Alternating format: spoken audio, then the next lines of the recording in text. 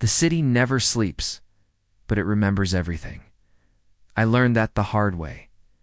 On most nights, I stood by my apartment window, 12 floors above, cracked sidewalks and flickering streetlights, watching headlights crawl like tired thoughts through the rain. The noise, Baloker horns, distant sirens, laughter that didn't belong to anyone I knew felt safer than silence. Silence always dragged me backward. If I had known how this story would end, I would have stayed a stranger. I would have walked past that cafe. I would have kept my head down. I would have never learned his laugh, his habits, or the way his voice softened when he lied. But life doesn't warn you. It just introduces you. My name is Jonathan Reed, and this is the story I wish I never had to tell. It started in downtown Crestview, the kind of urban neighborhood that looks polished during the day and unforgiving after midnight. Coffee shops sat beside pawn stores. Gyms shared walls with churches.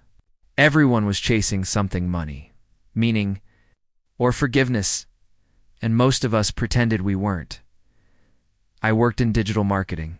Long hours, fast deadlines, empty dinners. Burgers eaten cold. Fries forgotten in paper bags. Success looked good on my resume, but felt hollow when I came home alone.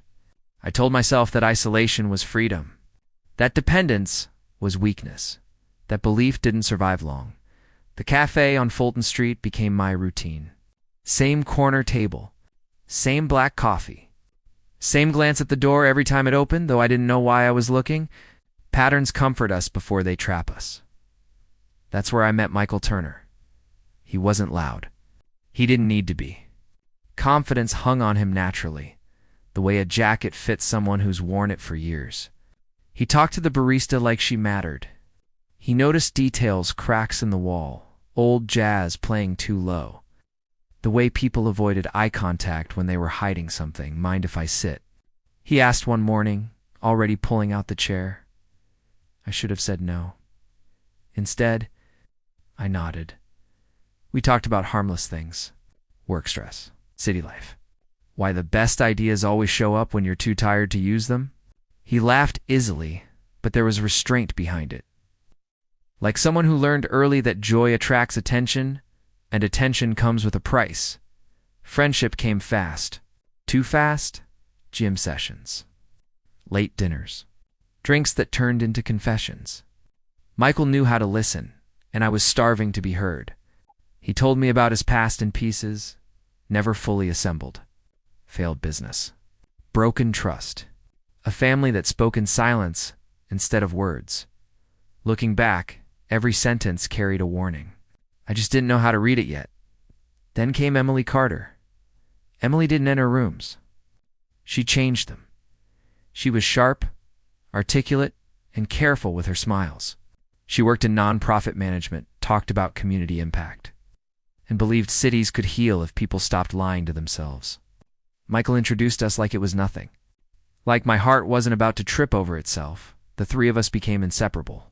Dinners turned into rituals. Burgers replaced with homemade pasta. Fries replaced with long conversations that stretched past midnight. Trust formed quietly, invisibly, the way cracks do before walls collapse. Some nights, I noticed glances between them too quick, too familiar. When I asked, Michael laughed it off. "History," he said. "Nothing worth reopening." The word history would come back to ruin everything.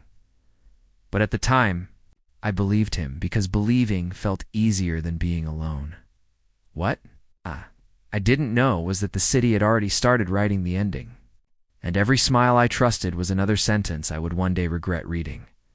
Asterisk trust doesn't announce itself. It slips in quietly, dressed like comfort. By the third month, Michael felt less like a friend and more like family. The kind you choose, not the kind you're born into. We shared routines the way people share secrets, slowly at first, then all at once. Morning workouts. Midday check-in texts. Late-night drives through streets glowing with billboards and promises nobody intended to keep. In Crestview, loyalty is currency. If you don't have it, you're poor no matter how much money you make. Michael talked about loyalty often. Too often, if I'm being honest. People think betrayal starts with hate. He told me one night as we sat in my car, engine running, fries cooling between us. It doesn't. It starts with comfort. When someone believes you won't question them. I laughed. Then, thought it was just philosophy, street wisdom. The kind men trade when they want to sound deeper than their scars. Emily fit into our circle like she'd always been there. She challenged my thinking, asked questions nobody else bothered to ask. She noticed when I was tired before I admitted it to myself. When she smiled, it felt earned. When she went quiet, it felt personal.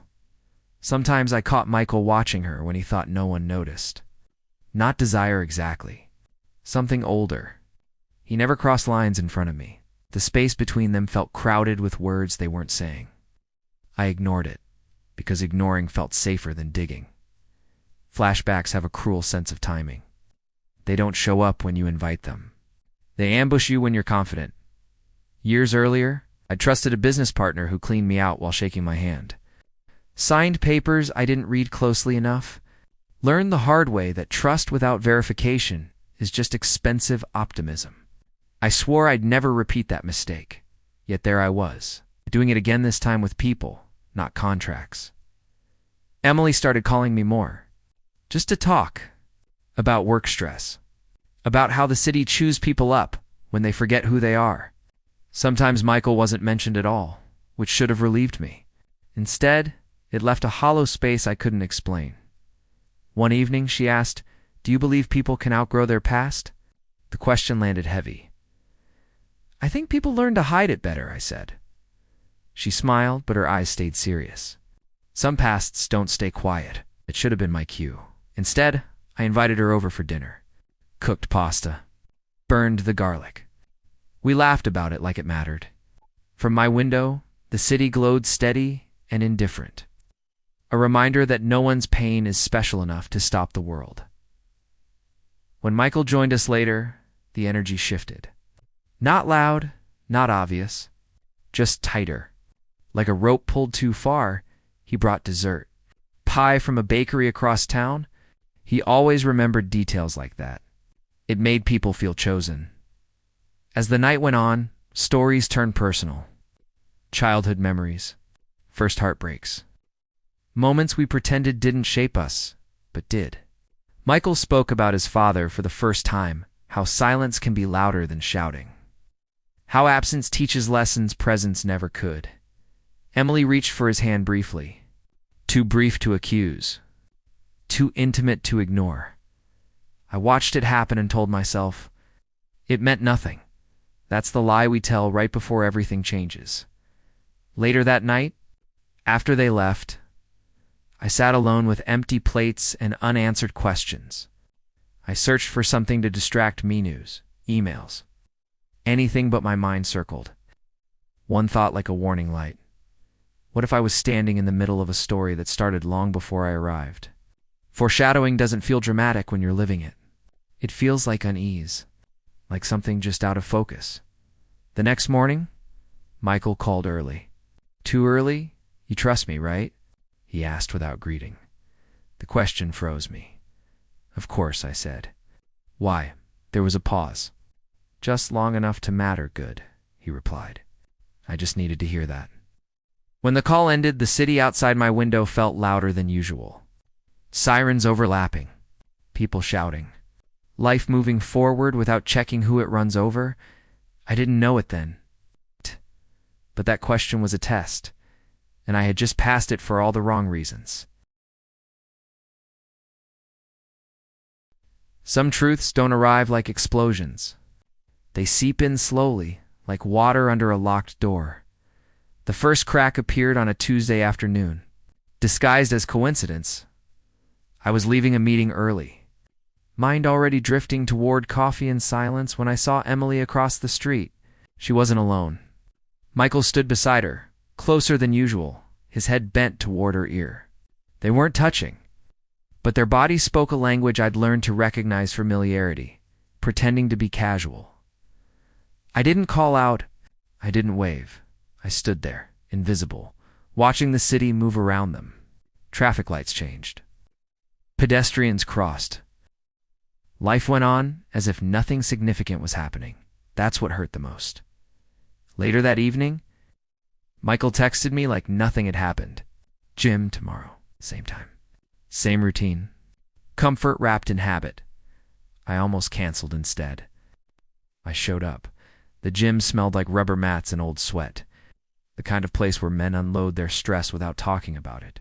Michael lifted heavier than usual that night. Jaw tight, focus sharp. He wasn't distracted. He was preparing. You ever feel like the city watches you? He asked between sets. No, I said. I don't think the city cares. He smiled at that. Not amused, relieved. Good, he said. Means you're free. Is that word again? Freedom. Everyone used it differently. For some, it meant honesty. For others, it meant permission. After the workout, he suggested food. Burgers from a place near the highway. Grease soaking through paper bags. Real food for real conversations. We sat in the car, engine off, the city humming around us. Michael stared straight ahead, fingers tight on the steering wheel. There are things about my past I didn't tell you, he said. I waited. Not because I don't trust you, he added quickly. Because some stories don't end when you think they do. I took a bite of my burger, tasted nothing. You and Emily, I said. Not a question. He exhaled slowly. We knew each other before. How well? I asked. The pause stretched. He chose his words carefully, like a man stepping through glass. Well enough to regret it, he told me pieces. Not the whole thing. He never did. A relationship that burned fast and collapsed under pressure, bad timing, worse decisions. People got hurt, promises broken. The usual explanation men give when they want understanding without consequences. Why didn't you say anything earlier? I asked. I didn't think it mattered anymore, he said. I thought we were past it. Past it. Another word that pretends to close doors it never locked. I wanted to believe him. Loyalty demanded it. Pride encouraged it. Fear insisted on it. So I nodded. That night I couldn't sleep. Flashbacks crept in uninvited. Moments I'd brushed aside. Glances, half-sentences. Emily's careful questions. Michael's sudden need for reassurance. By morning, doubt had unpacked its bags. I called Emily later that day. Asked her to meet. Neutral ground. Public place. A diner downtown that served pancakes all day and minded its business. She arrived late, apologized, sat across from me like she already knew why I'd called. How long? I asked. Her eyes dropped to the table. That told me more than words ever could. It's complicated, she said. Everything is, I replied. That's not an answer. She looked up then. Really looked at me. There was guilt there. And something else. Relief. We never stopped knowing each other, she said quietly. We just pretended we did. The words hit harder than any accusation. Did he tell you he asked me if I trusted him? I asked. She flinched. That was my answer. In that moment, something inside me shifted. Not anger, not yet. Something colder. Awareness. I realized I wasn't standing in the middle of a triangle. I was standing outside a circle that had closed long before I arrived. The betrayal wasn't sudden. It was ongoing. As I left the diner, the city felt different. Louder, sharper, less forgiving. Every reflection in glass felt like an accusation. I didn't confront Michael that night, or the next, because part of me needed to know how far this went, and part of me already knew. The worst betrayals aren't the ones you discover. They're the ones you slowly accept until one day can't. Asterisk, there's a moment after betrayal when anger hasn't arrived yet. It's quieter than rage, colder than sadness. It's the moment you realize silence is no longer confusion. It's a decision. For 3 days, I said nothing. I still showed up to work. Still answered emails. Still smiled at people who didn't know my world was shifting beneath my feet. The city rewarded routine. It always does. As long as you keep moving, pretends nothing is wrong. Michael noticed the distance before I acknowledged it myself. You've been off? He said during a late-night call. Everything good? Everything good. Those words felt insulting in their normalcy. Just busy, I replied. Deadlines. He accepted it too, easily. That should have told me something. Lies recognize each other. They don't ask follow-up questions. Emily texted once. Just once. I hope you're okay. No explanation. No accountability. Just a sentence designed to ease her conscience without disturbing the truth. I didn't reply. Instead, I started paying attention. Patterns emerged when I stopped defending them. Michael's calls came at specific hours. Emily disappeared at the same times. Social media posts overlapped. Stories shared from similar places, careful not to show faces, but careless enough to show context. The city leaves fingerprints everywhere. You just have to stop wiping them away. Flashbacks layered themselves over the present. That night with the pasta, her hand on his question about trust. Words that once felt random, now aligned into something intentional. I wasn't paranoid. I was late one evening. I followed them, not dramatically. No shadows or disguises, just distance and patience. Two skills the city teaches well. They met outside a mid-rise building near the river, the kind with controlled access and polite security. Not cheap, not temporary. Michael walked ahead. Emily followed. No hesitation. No uncertainty. This wasn't new. I sat in my car across the street, engine off, watching windows glow one by one. Time slowed the way it does when your mind refuses to accept what your eyes already understand. I didn't feel anger then. I felt foolish. The betrayal wasn't that they were together. It was that they let me believe I mattered while I was being managed, that my loyalty was something to be used, not respected, that my presence filled a gap until something more convenient became available. That night I didn't go home. I drove. Through downtown, past neon signs and late-night diners, people laughing inside warm spaces while my chest felt hollow. I ordered fries I didn't eat, coffee I didn't taste, at some point near dawn. I parked by an empty lot and finally let myself feel it. Not rage, grief, for the version of myself that trusted without suspicion. Grief for the friendships that felt real. Grief for the time I couldn't get back. The city watched quietly. It always does. The next day, Michael showed up at my apartment unannounced. That crossed a line. He stood there holding coffee like an offering. Like we were still operating inside normal rules. We need to talk, he said. I stepped aside and let him in. The apartment felt smaller with him inside. Walls closer. Air heavier. He looked around like he was searching for signs of damage. You've been avoiding me, he said. I leaned against the counter. You've been lying to me. His jaw tightened. Not surprise. Calculation. I didn't want to hurt you, he said. That sentence did it. Not the words themselves. The certainty behind them. The confidence of someone who believes intention erases impact. You didn't want to lose access, I replied. That's different. He stepped closer. It's not what you think. It never is, I said. For a moment, something flashed in his eyes. Not guilt? Fear? The fear of being exposed? Not of having caused harm? She and I have history, he said again. Complicated history. So is betrayal, I replied. But you're fluent in it. Silence filled the room. Thick, uncomfortable, honest. I trusted you, I said finally. And you let me. He looked away. That was the loudest confession he could make. When he left, the door closed softly. No slammed exit. No dramatic ending. Just the quiet sound of something breaking cleanly. I sat alone, staring at the door, and understood something that hurt more than everything else combined. Knowing them didn't destroy me. It changed me. And change always comes with a cost. Revenge doesn't always announce itself as anger. Sometimes it shows up as clarity. After Michael left, I cleaned my apartment like someone preparing for inspection. Not because it was dirty, but because order felt necessary. Control had slipped away quietly over weeks, maybe months, and I needed something solid to hold on to. The city outside my window moved like nothing had changed. People rushed to work.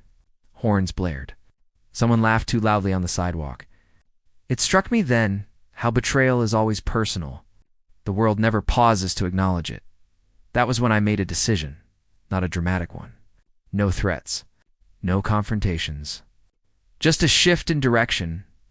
I stopped reacting and started observing. If loyalty had been used against me, then awareness would be my defense. Michael worked in consulting, deals, strategy, high stakes. Presentations where trust and perception meant everything. He'd once bragged carelessly about shortcuts, gray areas, favors exchanged quietly to keep projects moving. At the time, I dismissed it as industry talk. Now, it sounded like a map. Emily, on the other hand, was the moral center everyone admired. Community panels, public speaking, online posts about transparency, ethics, and accountability. People trusted her voice. That trust had weight, and weight, I learned, can crush the wrong foundation. I didn't dig immediately. I waited. Let time do what it does best. Make people comfortable. Michael reached out again. Casual texts, memes, invitations, framed like nothing had changed. I responded, politely, briefly, enough to keep him relaxed.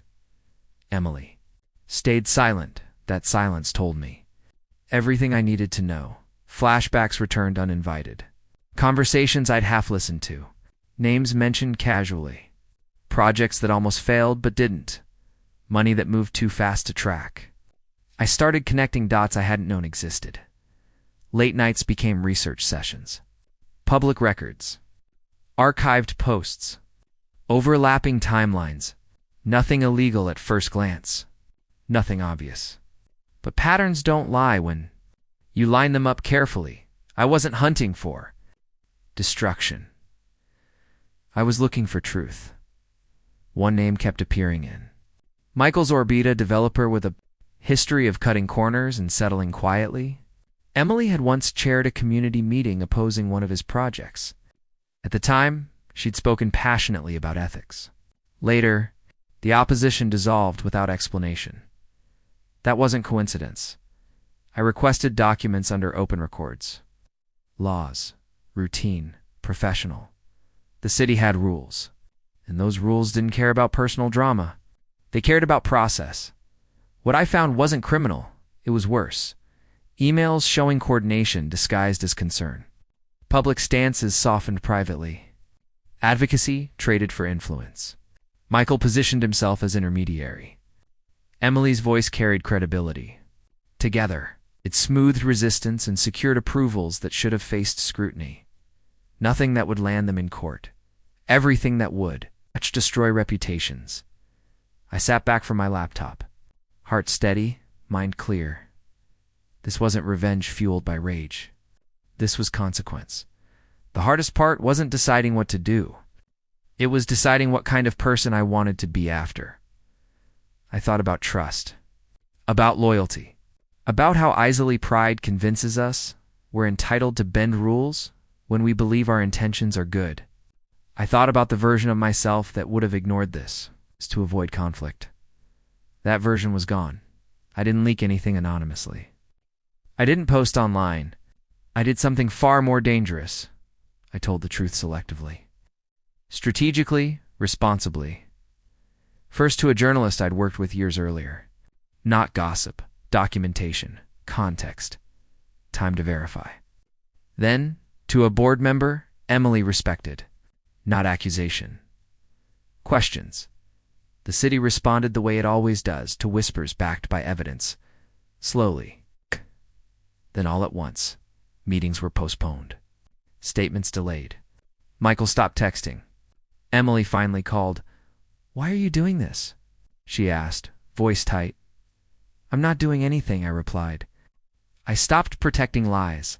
Silence hung between us, familiar, heavy. "You could have talked to us," she said. "I tried," I replied. "You were busy pretending." The fallout didn't explode. It unraveled. Invitations disappeared. Opportunities stalled. People asked careful questions in polite rooms. Michael showed up again, eyes sharper this time. No coffee. No smiles. You knew, he said. I learned, I corrected. This will hurt people, he said. It already did, I replied. You just didn't count me. As he left, I felt no satisfaction, no triumph. Just release, revenge promises relief. Truth delivers freedom. But freedom, I was learning, comes with one final cost, knowing exactly who someone is when the story ends. Asterisk. Being right doesn't feel the way people imagine. There's no applause. No quiet moment where the universe nods in approval. There's just weight, the heavy understanding that truth once released can't be guided. It moves on its own. It chooses who it touches and how hard. The city reacted in stages. First came confusion. Meetings canceled due to scheduling conflicts. Public statements softened into vague reassurances. Emily stopped posting online. Her once consistent voice went silent. Silence always raises more questions than noise. Then came suspicion. People began to talk carefully. Not accusations, never. That but curiosity wrapped in concern. Boards asked for clarifications. Journalists asked for timelines. Michael's firm issued internal memos about reputational alignment. The language of damage control is always polite. I watched from a distance. Not hiding. Not engaging. Just present enough to see the ripple effects reach shore. Flashbacks kept intruding, cruel and specific. Michael's laugh. Emily's questions about growth and ethics. Moments that once felt genuine now replayed with a second track. Underneath intention. I didn't enjoy that part. Emily called again. This time, her voice wasn't defensive. It was tired. They're asking things I can't answer cleanly, she said. That's what happens when stories are built on edits, I replied. You knew this would happen, she said. Yes, I said. I also knew staying silent would cost me more. She didn't argue. That hurt more than anger would have. We met once more. Neutral space. A public park surrounded by concrete and glass. The city pretending to be gentle. She looked smaller somehow. Not weaker. Just stripped of armor. I never meant to hurt you, she said. I believe you, I replied. And I did. Intentions are rarely malicious. They're just selfish. You could still stop this, she said. I already did, I replied. I stopped participating. That was the truth she couldn't accept. Michael never asked me to stop. He asked me to reconsider. You don't understand the full picture, he said during our final conversation. There are things you don't see. Then you should have shown me, I replied. Before I had to look on my own, his anger surfaced, then not explosive but sharp, controlled, the kind that calculates outcomes even while burning. You think you're better than us? He asked. No, I said. I think I'm done lying to myself. That ended it. The consequences didn't ruin them. Life rarely delivers that kind of symmetry, but it redirected them. Careers slowed. Influence narrowed. Trust once unquestioned. And question quished wires. And me? I walked through the city lighter and heavier at the same time. Lighter because I no longer carried their secrets. Heavier because knowledge has mass. Once you know who someone is, you can't unknow it. You can't go back to the version of the world where everything felt possible. One night, months later, I stood by my window again. Same view, same streetlights, different man. I searched their names once, just to see. Articles archived, profiles updated, lives adjusted. Then I typed something else. I wish I didn't know you. Not out of hatred. Out of clarity, knowing them taught me how easily loyalty can be mistaken for weakness. How trust, when unguarded, becomes a resource others feel entitled to spend. How pride convinces people they deserve, exceptions to the values they preach.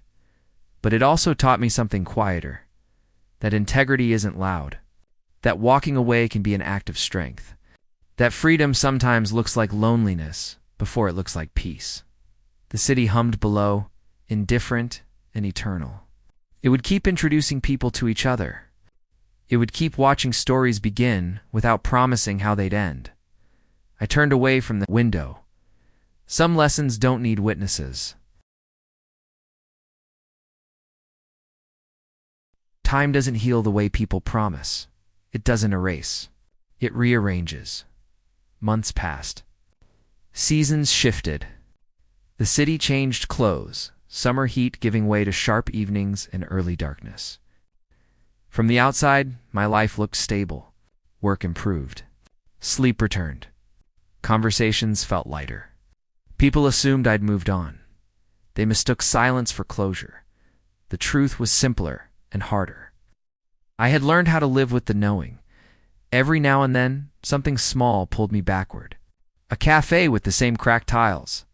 A laugh that sounded like Michael's from across a room. A woman asking thoughtful questions the way Emily used to. Memory doesn't announce itself. It slips in through familiar doors. One evening, while clearing old files from my laptop, I found a folder I didn't remember saving. Screenshots, notes, timelines, evidence from a life I no longer lived. I almost deleted it instead. I opened it, and that's when I found the email. It was old, dated weeks before everything unraveled. Addressed to Michael, forwarded from an account I didn't recognize. I must have missed it in the chaos. The subject line stopped me cold. You promised. I read it once. Then again, the sender wasn't Emily. It was Rachel Morgan. Her name surfaced memories I hadn't fully unpacked. Michael had mentioned her early on. An old friend. Someone who helped him through a rough period. The way he spoke about her had always felt careful, incomplete. The email wasn't long. It didn't need to be. She wrote about trust broken long before me. About being pushed aside quietly when she became inconvenient. About promises of partnership personal and professional that evaporated once he no longer needed her credibility. Then one line tightened my chest. You told me I was the only one who knew who you really were. I leaned back, staring at the ceiling, understanding arriving late but complete. Emily hadn't been the beginning. She was the pattern, the betrayal I experienced wasn't unique. It was rehearsed. That realization didn't reignite anger. It dissolved something heavier, self-blame. The question I'd avoided for months finally answered itself. It was never about me being naive. It was about him being consistent. A few days later, I ran into Emily by chance. A bookstore downtown. Narrow aisles. Soft lighting. The kind of place where voices lower automatically. We stood there awkwardly. Two people pretending the past wasn't breathing between us. She looked healthier, quieter, less performative. I heard about Rachel, she said softly. I nodded. I just learned. Her eyes filled, not dramatically, not manipulatively. Just honest moisture. He did the same to her, she said. I found out too late. Most people do, I replied. We stood there in shared understanding. Not reconciliation. Not friendship. Just acknowledgement. I thought I was different, she said. So did I replied.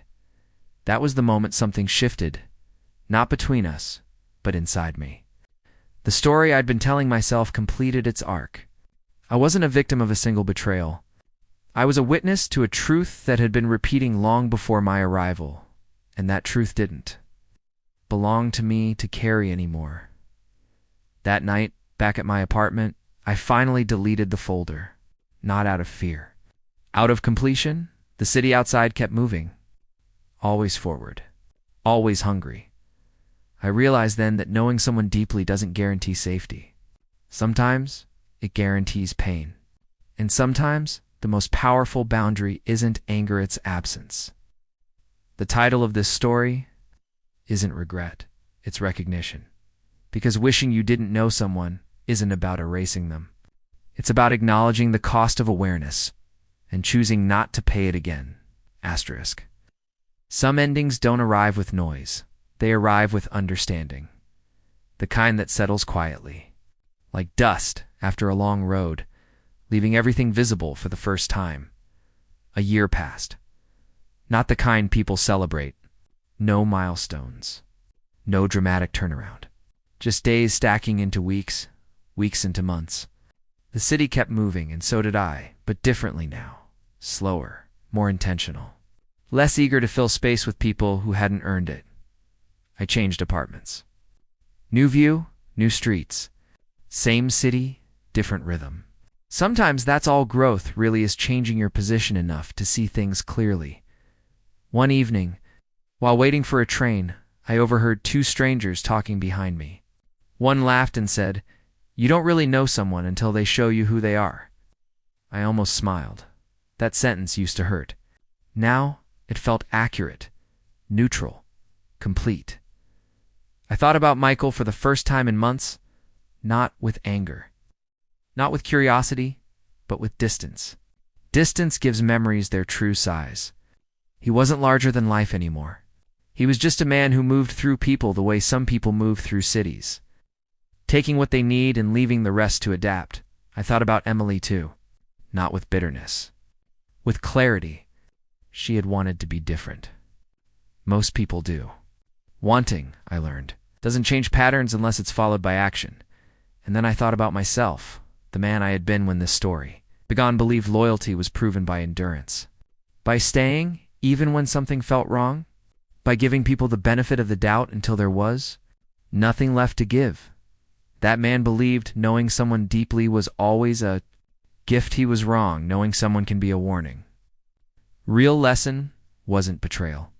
It was discernment. Understanding that trust is not owed. It's built, maintained, protected. And once it's broken, responsibility doesn't fall on the injured party to glue it back together. I stopped wishing for apologies that would never come. Stopped replaying conversations to see where I might have said something differently.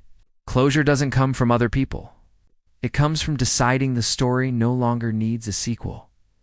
One night, I sat at my kitchen table with a simple meal: grilled chicken, rice, vegetables, nothing fancy.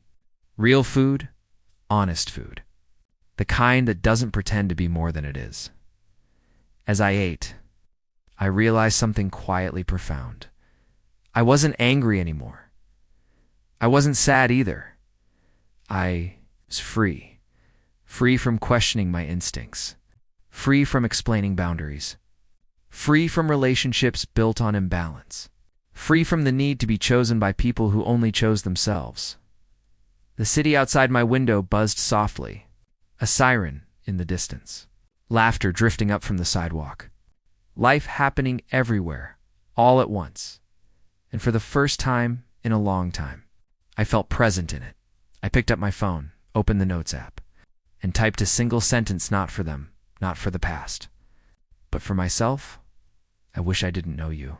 Not because knowing them destroyed me, but because knowing them taught me something I couldn't unlearn: that some connections are lessons.